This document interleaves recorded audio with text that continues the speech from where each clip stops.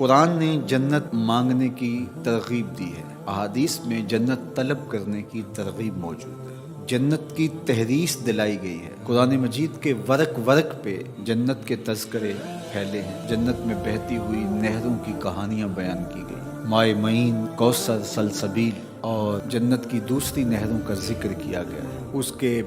باغ اور باغوں کے گھنے سائے، درختوں کے لٹکتے ہوئے خوشے اور مزیدار پھلوں کا ذکر، حور و قصور کی کہانیاں، جنت کا خوبصورت نورانی ماحول جنت کے نقشے قرآن نے بیان فرمائے ہیں۔ ورق ورق پہ جنت کی کہانیاں بیان فرمائی گئی، یہ اسی لیے بیان کی گئی ہیں کہ ہمارے دل میں اس کی حرص پیدا ہو،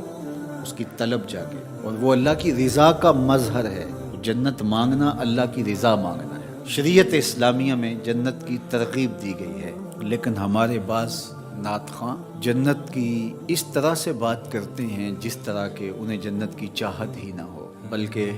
بعض جاہل شعراء کے شعروں میں جنت کا مذاق اڑایا گیا ہے، جبکہ اللہ نے جنت کو اہل ایمان کے لیے تیار کیا اور جنت کی کہانیاں بیان فرمائیں۔ اللہ کے محبوب علیہ السلام نے صحابہ میں بیٹھ کے جنت کی ترغیب اور تحریص دلائی، جنت کا شوق پیدا صحابہ کے دلوں میں کیا۔ اور یہاں نعت خان صاحب کہہ رہے ہیں کہ ہرے تو کیڑی جنت دا کرنا ہے تذکرہ، میاں اسی جنت کا جس جنت کا تذکرہ قرآن نے کیا ہے، اسی جنت کا جس جنت کے لیے رسول خدا صلی اللہ علیہ وآلہ وسلم نے کہا کہ جب رب سے مانگو جنت الفردوس مانگو،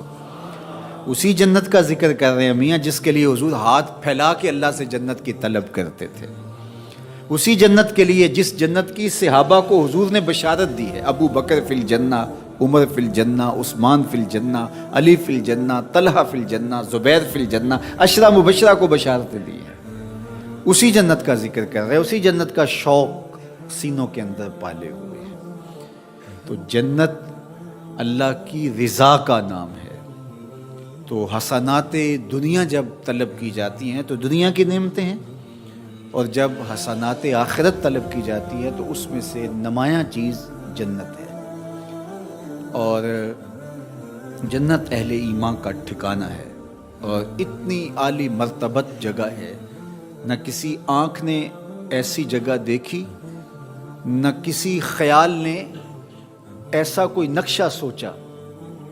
نہ تصور میں کوئی منظر لایا جا سکتا ہے جو اللہ جنت میں نصیب فرمائے۔ جنت ایسا ماحول تمہیں فراہم کرے گی کہ وہاں لا یسمعون فیہا لغوا ولا تاثیما، وہاں نہ اسم گناہ کی بات آپ کو سننے کو ملے گی اور نہ ہی کوئی لغو بات آپ کو سننے کو ملے گی۔ اللہ اکبر، وہ چیزیں جو آپ سننا چاہیں گے آپ کے کانوں تک وہی چیزیں پہنچیں گی۔ تو کیسا منظر ہوگا کہ آپ کی طبیعت پر جو شاک بنے، آپ کی طبع نازک پر جو گراں ہو، وہ چیز آپ کو سننے کو بھی نہیں ملے گی۔ موت ختم ہو گئی،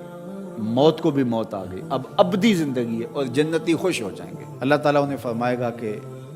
جنتیوں راضی ہو، وہ کہیں گے ما لنا لا نرضى، ہم کیوں راضی نہیں ہوں گے، ہمیں تو وہ ملا جس کا ہم تصور بھی نہیں کر سکتے۔ اللہ فرمائے گا میں تجھے کچھ اور دینے لگا ہوں جس سے تم بالکل راضی ہو جاؤ گے۔ تو وہ کہیں گے مالک تیری مرضی، ہماری جھولی طلب کی پھیلی ہے، ورنہ کوئی شے رہ تو نہیں گی جو ہمیں ملی نہ ہو۔ تو اللہ تعالیٰ فرمائے گا وہ شے یہ ہے کہ میں اعلان کر کے تمہیں بتاتا ہوں کہ میں تمہارے اوپر راضی ہو گیا ہوں، اب کبھی بھی ناراض نہیں ہوں گا، اور یہ چیز جنت والوں کے لیے خوشی کا باعث ہوگی کہ رب اب کبھی بھی ہم پہ ناراض نہیں ہوگا۔ اللہ اکبر۔ تو جب ہم کہتے ہیں اللہ ہمیں آخرت کی حسنات عطا کر دے تو اس سے مراد جنت ہے۔